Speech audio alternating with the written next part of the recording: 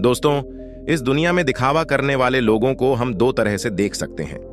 एक तो वह जिनके पास धन संपदा होती है, तब वह दिखावा करते हैं, और दूसरे वह जिनके पास कुछ भी नहीं होता, उनके पास धन संपदा भी नहीं होती है। कहने का अर्थ यह है कि उनके पास कोई भी ऐसा गुण नहीं होता जिससे लोग उनकी प्रशंसा करें। इसीलिए वह झूठ बोल बोल कर दूसरों से अपनी प्रशंसा करवाना चाहता है। वह दिखावा करता है कुछ होने का, लेकिन उसके अंदर कुछ होता नहीं है। जो लोग अपने गुण या फिर अपनी धन संपदा के कारण दिखावा करते हैं, वह अहंकार के शिकार हो जाते हैं। उनके अंदर अहंकार फूट फूट कर भर जाता है। उन्हें खुद पता भी नहीं चलता, लेकिन धीरे धीरे यही अहंकार उनके जीवन का मजा छीन लेता है। और जो लोग कुछ गुण या फिर धन संपदा न होते हुए भी दिखावा करते हैं, ऐसे लोग जीवन में हमेशा दुखी रहते हैं, क्योंकि ऐसे इंसानों की सच्चाई कभी न कभी तो सामने आ ही जाती है, तो उन पर कोई विश्वास नहीं करता, कोई भरोसा नहीं करता, और इस दुनिया में कोई भी उनका अपना नहीं होता। उसके घर वाले, उसके माता पिता तक उस पर भरोसा नहीं करते हैं, क्योंकि उसकी दिखावा करने की आदत सबकी नजरों में उसे नीचा बना देती है।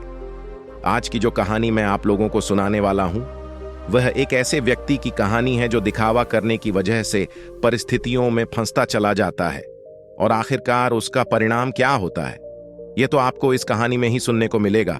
और साथ के साथ आप इस कहानी में यह भी जानेंगे कि दिखावा करने वाले लोगों से किस प्रकार अपने आप को बचाया जाए, या फिर आप खुद दिखावा करने से कैसे बचें। यह सब आपको इस कहानी में सुनने को मिलेगा। इससे पहले कि आप इस कहानी में खो जाएं, इस चैनल को सब्सक्राइब करके बेल नोटिफिकेशन को जरूर दबा देना। कभी कभी जीवन आपको बड़ी मुश्किल में डाल देता है।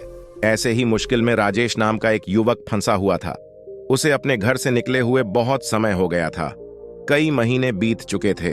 वह अपने घर से यह कहकर निकला था कि मैं नगर में कमाने के लिए जा रहा हूं, लेकिन बहुत समय बीतने के बाद भी उसे कोई काम नहीं मिल रहा था। इसीलिए उसने निश्चय किया कि वह किसी भी तरीके से अपनी कमाई का साधन बनाकर रहेगा। उसने अपने ही जैसे 3-4 युवकों की टोली बना ली थी, और उन सब ने योजना बनाई थी कि वह किसी भी धनवान व्यक्ति को बुद्धू बनाकर उसका धन उससे हासिल कर लेंगे। छल कपट, झूठ और प्रपंच, यही राजेश और उसके साथियों के हथियार थे। उन्होंने योजना तो बना ली थी, लेकिन उन्हें यह समझ में नहीं आ रहा था कि वह अपने शिकार को ढूंढेंगे कैसे, और ढूंढने के बाद उसे बुद्धू बनाकर उसका धन कैसे लूटेंगे। आखिरकार उन चारों ने योजना बना ली। उनकी योजना थी कि वह किसी ऐसे स्थान पर जाएंगे जहां पर बहुत सारे अमीर लोग आते हों, और वहां पर उन अमीरों में जो भी आदमी सबसे ज्यादा दिखावा करेगा, उनका शिकार वही होगा। उन्होंने नगर में एक ऐसी जगह ढूंढ ली थी जहां पर नगर के ज्यादातर अमीर लोग जुआ खेलने के लिए आते थे। उन चारों की योजना थी कि वह एक ऐसा नाटक रचेंगे जिसमें राजेश किसी नगर का महाराज कहलाया जाएगा, और उसके सभी साथियों में से 2 साथ ही उसके अंग रक्षक होने का अभिनय करेंगे। सिर्फ राजेश ही नहीं था जो राजा होने का दिखावा कर रहा था, उसके साथ उसका दूसरा साथी भी था जो किसी दूसरे नगर का राजा होने का दिखावा कर रहा था। आखिर उनकी योजना क्या थी, यह आपको कुछ देर में पता चल जाएगा। अगले दिन से सुबह सुबह सारे लोग अपने पात्र के हिसाब से वस्त्र धारण करके उस जगह पहुंचे जहां पर शहर के ज्यादातर अमीर लोग जुआ खेलने के लिए आते थे। राजेश उस जगह पर एक नगर का महाराज बनकर पहुंचा था, जिसके पीछे उसके साथ ही अंगरक्षक साथ साथ चल रहे थे। सब अमीर लोगों की नजर उन पर टिकी हुई थी, क्योंकि राजेश उन सब में सबसे ज्यादा अमीर लग रहा था। उसकी वेशभूषा बेशकीमती लग रही थी, बेहद आकर्षक लग रही थी, जिससे सभी लोग उसकी तरफ आकर्षित हो गए थे। कुछ समय बाद राजेश एक ऐसी जगह पर जाकर बैठा जो सिर्फ बहुत जरूरी लोगों के लिए बनी हुई थी। जब राजेश वहां पर जाकर बैठा तो उसके अंग रक्षक वहीं उसके पास खड़े हुए थे। सब आपस में चर्चा करते हुए एक दूसरे से पूछ रहे थे कि यह किस नगर के महाराज है। उसी भीड़ में राजेश का एक और साथी मौजूद था। उसने उन सबको संबोधित करते हुए बताया कि राजेश किसी बड़े नगर का बड़ा महाराज है, और सबने उसकी बात पर यकीन कर लिया। अब वह अमीर लोग जो ज्यादातर दिखावा करते थे, जो किसी बड़े आदमी से अपना सम्मान सुनने के लिए तरसते रहते थे, ऐसे लोग राजेश के आसपास मंडराने लगे थे। वह राजेश को किसी बड़े नगर का महाराज समझ रहे थे और वह यह सोच रहे थे कि अगर इनसे हमारा परिचय हो गया तो हो सकता है भविष्य में यह महाराज हमारे कुछ काम आ जाए। थोड़ी देर बाद वहां पर दूसरा राजा भी पहुंचा जो राजेश का ही एक साथ ही था और वह भी राजेश की तरह राजा होने का दिखावा कर रहा था। वह दूसरा राजा राजेश के ठीक सामने आकर बैठ गया। कुछ देर एक दूसरे से बात करने के बाद दोनों ने जुआ खेलने का निश्चय किया।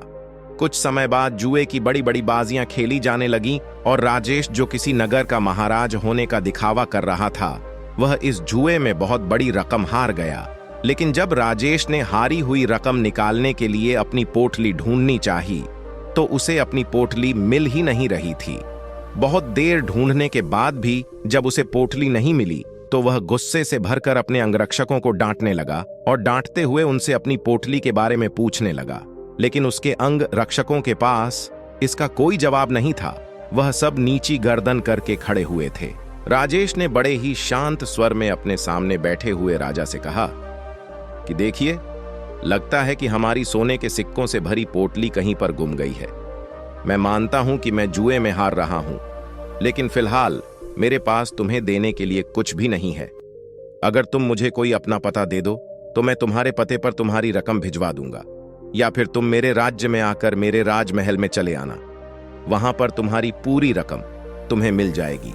यह सुनकर वह सामने बैठा हुआ राजा गुस्से से आग बबूला हो गया। वह राजेश को बहुत भला बुरा कहने लगा। नौबत यहां तक आ गई कि दोनों में हाथापाई शुरू हो गई। वहां पर उसके अंग रक्षक और इधर राजेश के अंगरक्षक दोनों आपस में भिड़ गए। कुछ देर बाद एक अमीर आदमी उन दोनों के बीच में पहुंचा और उन दोनों का झगड़ा सुलझाते हुए उसने कहा कि महाराज, आप मुझसे कुछ धन उधार ले लीजिए। आपको लड़ने की जरूरत नहीं है, यह आपको शोभा नहीं देता, यह आपकी शान के खिलाफ है। मैं आपको धन उधार दे देता हूं, आप मेरा धन मुझे लौटा देना। यह रहा मेरा पता और अपना पता। देते हुए उस अमीर आदमी ने राजेश को बहुत सारे सोने के सिक्के दे दिए जितने वह जुए में हार रहा था। उसने उसी के सामने बैठे हुए राजा के मुंह पर फेंक कर मारे और उस राजा से कहा कि हमारे लिए इन मुद्राओं की कोई कीमत नहीं है। तुम हमें जानते नहीं हो कि हम कितने बड़े महाराज हैं, हमारा नगर कितना बड़ा है, कितना खुशहाल है। अगर तुम कभी हमारे नगर में आओगे तो तुम्हें पता चलेगा। इस सज्जन ने मेरी मदद की है और बदले में मैं इसे इसका इनाम जरूर दूंगा। और यह कहते हुए राजेश ने उसे अपने नगर का पता देते हुए कहा कि अगर तुम हमारी मदद नहीं करते तो शायद आज हमें अपमानित होना पड़ता, लेकिन तुमने हमारी इज्जत बचाई है और बदले में हम तुम्हें सम्मान से नवाजेंगे। तुम्हें कभी भी किसी भी चीज की जरूरत हो तो तुम बेहिचक हमारे नगर में हमारे राजमहल के अंदर चले आना। तुम्हारे लिए हमारे राजमहल के दरवाजे हमेशा खुले रहेंगे। वह अमीर आदमी तो चाहता ही यही था कि किसी तरह मेरा काम निकल जाए, किसी तरह मैं महाराज की नजर में ऊंचा बन जाऊं कि भविष्य में कोई मैं अपना काम उनसे निकलवा सकूं। थोड़ी देर बाद संध्या हो चुकी थी और संध्या समय सभी अपने घर की तरफ प्रस्थान कर गए। राजेश ने भी उस अमीर आदमी से जाने के लिए आज्ञा मांगी और कुछ समय में उसका धन वापस लौटाने का वादा करते हुए राजेश वहां से अपने अंगरक्षकों के साथ प्रस्थान कर गया। उनके द्वारा रचे गए नाटक में एक अमीर आदमी फंस चुका था जिससे उन्होंने बहुत सारा धन भी आठ लिया था। राजेश ने योजना बनाई थी कि जैसे ही वह किसी अमीर आदमी को बेवकूफ बना देगा तभी वह इस नगर को छोड़ देगा, क्योंकि यहाँ पर रहना अब खतरनाक साबित हो सकता था। इसीलिए उसने अपने साथी को बुलाने के लिए कहा जो दूसरे राजा का अभिनय कर रहा था, क्योंकि सोने के सिक्कों से भरी पोटली तो उसी के पास थी। लेकिन बहुत ढूंढने के बाद भी राजेश का साथी उसे कहीं नहीं मिला। अब राजेश को आभास हो गया था कि उसके साथी ने उसी को बेवकूफ बनाया है और सारा धन लेकर रफू चक्कर हो गया है। जब राजेश को इस बात का पता चला तो उसे बहुत दुख हुआ। उसे कोई रास्ता नहीं सूझ रहा था। बिना धन के वह इस नगर को छोड़ भी नहीं सकता था, क्योंकि कहीं जाने के लिए भी धन चाहिए था। और जिस अमीर आदमी से उसने धन उधार लिया था वह उसे इस नगर में जरूर किसी न किसी दिन पकड़ लेगा, और जिस दिन वह उसे पकड़ लेगा उसे लंबी कारावास हो जाएगी। यहाँ पर समझने की बात यह थी कि वह अमीर आदमी उन लोगों के बीच में दिखावा करने की कोशिश कर रहा था कि मैं राजा के कितने करीब हूं, मैं उनकी मदद करता हूं, ताकि दूसरे अमीर लोगों को यह लगे कि उसके संपर्क बहुत ऊंचे ऊंचे हैं। यह बहुत अमीर और बहुत रईस लोगों के बीच में उठता बैठता है, जिससे उसका ओहदा अपने साथियों के बीच बढ़ सके। इसीलिए उसने दिखावे की वजह से राजेश रूपी राजा को वह धन उधार दे दिया था। और राजेश तो जैसा कि आप सबको पता है, वह तो इसीलिए दिखावा कर रहा था कि वह किसी को अपना शिकार बना सके।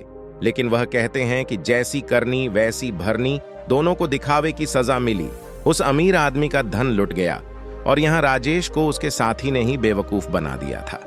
कुछ समय बाद राजेश को उस नगर के दरबारियों ने ढूंढना शुरू कर दिया, क्योंकि उस अमीर आदमी को पता चल चुका था कि उसके साथ छल हुआ है, उसके साथ कपट हुआ है, और वह किसी भी कीमत पर राजेश को ढूंढना चाहता था।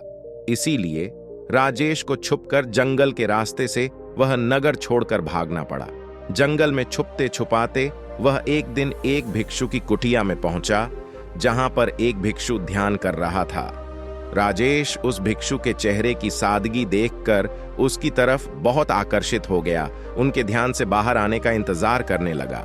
कुछ देर बाद भिक्षु ने जब अपनी आंखें खोलीं तो उन्होंने सामने बैठे राजेश को देखा।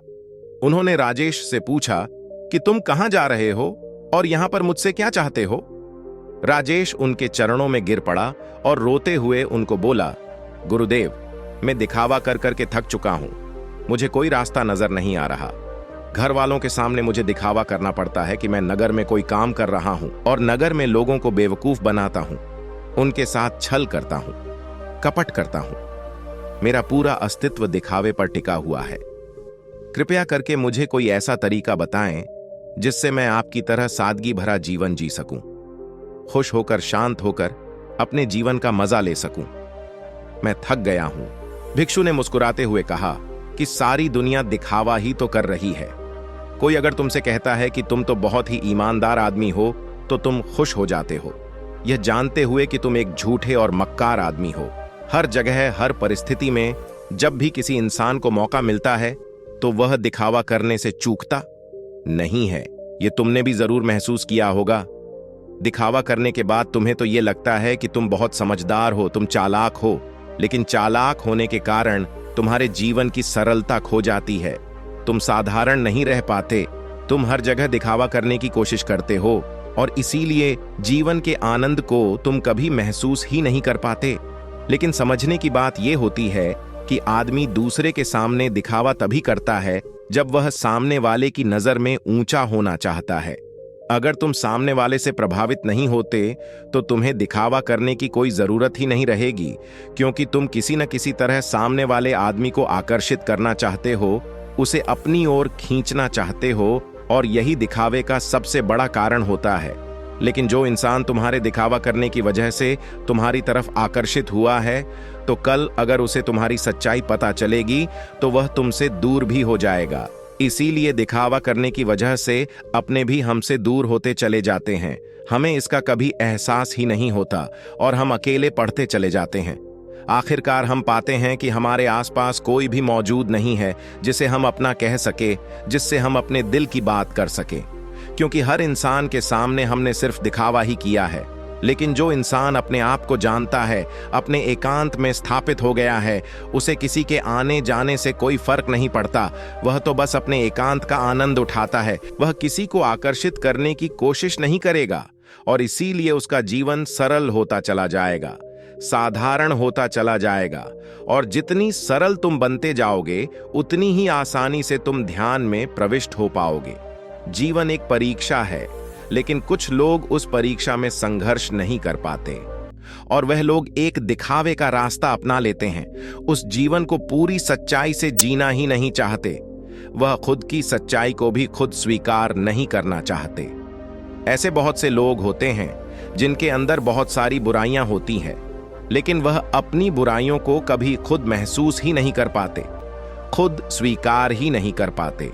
उन्हें पता होता है कि उनके अंदर यह कमी है, लेकिन अहंकार व दिखावे के कारण न तो वह अपनी बुराई सामने वाले के सामने बता पाते हैं और न ही उसको खुद स्वीकार करके उसको ठीक कर पाते हैं।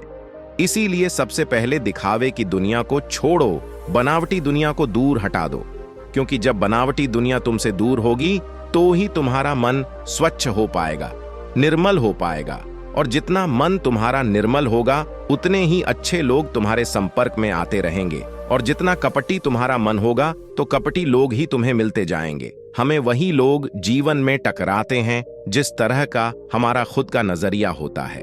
अगर हमारा नजरिया साफ है, शुद्ध है, तो हमें शुद्ध लोग ही टकराएंगे, और वहीं पर अगर हमारा नजरिया कपट से भरा हुआ है, धोखे से भरा हुआ है, तो हमें रास्ते में ऐसे ही लोग टकराएंगे। तुम किसी को धोखा दोगे, कोई तुम्हें धोखा देगा, और यह गोला निरंतर चलता रहता है। इस चक्र से बाहर आने का सिर्फ एक ही तरीका है। किसी को आकर्षित करने की कोशिश मत करो, किसी को भी जबरदस्ती झूठ बोलकर खुश करने की कोशिश मत करो। बस यह छोटा सा सिद्धांत अपना लेते हो तो तुम्हारी बनावटी दुनिया कब सच में बदल जाएगी तुम्हें पता ही नहीं चलेगा। साधारण रहकर, सरल रहकर, ध्यान की गहराइयों से अपने जीवन का परिचय कराओ, तब तुम्हें जीवन के आनंद का पता चलेगा। तब तुम समझोगे कि जीवन के असली मायने क्या होते हैं। किसी को बेवकूफ बनाना, किसी को झूठ बोलना, जबरदस्ती दिखावा करना, यह जीवन नहीं है। यह कुछ और है। यह दुख है, यह संताप है, और यही दुखों का कारण है। इसीलिए तुम दुखों को काटना चाहते हो तो सबसे पहले इस पेड़ की जड़ को उखाड़ कर फेंक दो जो दिखावे का पौधा तुमने लगा रखा है। और यह कहकर वह भिक्षु कुटिया के अंदर चला गया। उनके जाने के बाद राजेश ने महसूस किया कि उसके जीवन में जितनी भी समस्याएं हैं उसके पीछे मूलभूत कारण उसका दिखावा ही है। अगर वह दिखावा करना छोड़ देता है तो जाहिर सी बात है वह झूठ बोलना भी छोड़ देगा।